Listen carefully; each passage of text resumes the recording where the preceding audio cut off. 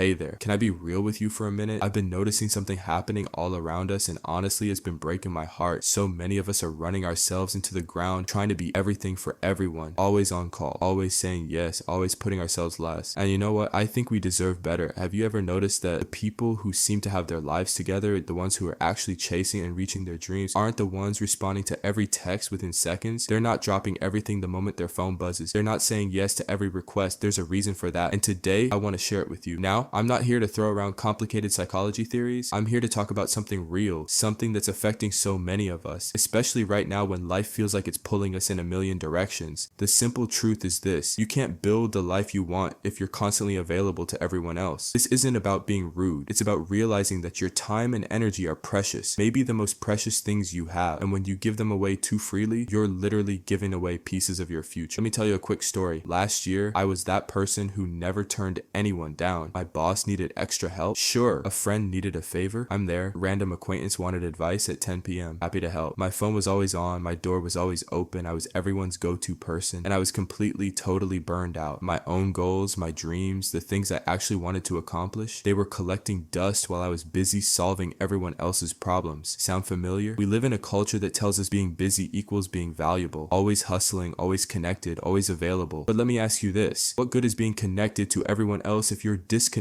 from yourself, from your goals, from the life you actually want to build? Maya Angelou once said, "You can only become truly accomplished at something you love. Don't make money your goal. Instead, pursue the things you love doing and do them so well that people can't take their eyes off you." But here's the thing: you can't pursue what you love if you're constantly interrupted. You can't thrive if your energy is being spent on things that don't matter to you. So what actually happens when you're always available? Your phone blows up with notifications, breaking your focus every few minutes. Coworkers drop by because they know you'll always help. Friends vent to you for hours because you never say you're busy, and by the end of the day, you're exhausted. But what did you really accomplish for yourself, for your goals, for your dreams? Not much. And that's not fair to you. Dr. Brene Brown said it best: daring to set boundaries is about having the courage to love ourselves, even when we risk disappointing others. Setting boundaries isn't selfish, it's necessary. So, how does being less available actually help you get what you want out of life? Let me break it down. 1. It gives you uninterrupted time. Ever noticed how much more you get done when no one's bothering you for a few hours? That's because constantly switching tasks is like driving a car while hitting the brakes every 30 seconds. You never build momentum. 2. It helps you focus on what really matters. When you can't do everything, you're forced to choose, and that's clarity. It's power. 3. It protects your mental energy. Every decision you make takes brain power. Constantly deciding whether to answer this call or reply to that message drains the energy you need for the big stuff. 4. It earns you respect. When people know you won't drop everything for them, they only ask when it's truly important. Your time gains value. 5. It puts you back in control. You stop letting everyone else decide how your day goes. You decide. Now, I want to give you a few simple ways to start being less available without feeling like you're letting people down. 1. Set do not disturb hours. Maybe it's 9 to 11 a.m., maybe 2 to 4 p.m. Whatever works for you. Turn off notifications, close your email, focus only on what matters. Treat this time like it's sacred, because it is. 2. Don't respond immediately. Let texts and emails sit for a while. I promise the world won't end. 3. Use the sleep on it rule. When someone asks for your time, say, let me check my schedule and get back to you. And give yourself space to think before saying yes. Practice saying, I can't right now. You don't need a long excuse. A simple, respectful no is enough. 5. Keep your big goals private sometimes.